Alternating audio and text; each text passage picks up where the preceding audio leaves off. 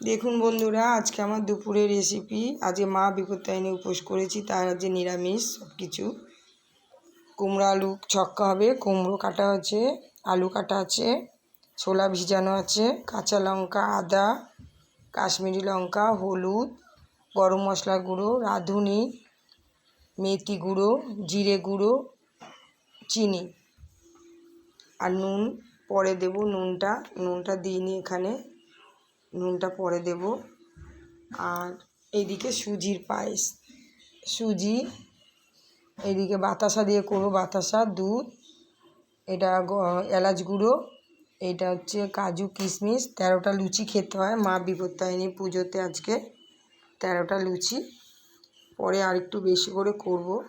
আজকে আমার যে আজকের উপোসের দিন কি কি খায় সেটা আমি দেখিয়ে দিলাম। আরও কিছু করে, আমি করতে পারছি না আর। উপোস করেছি। আপনাদের ভালো লাগলে অবশ্যই আমার লাইক শেয়ার করবেন, কমেন্ট করবেন।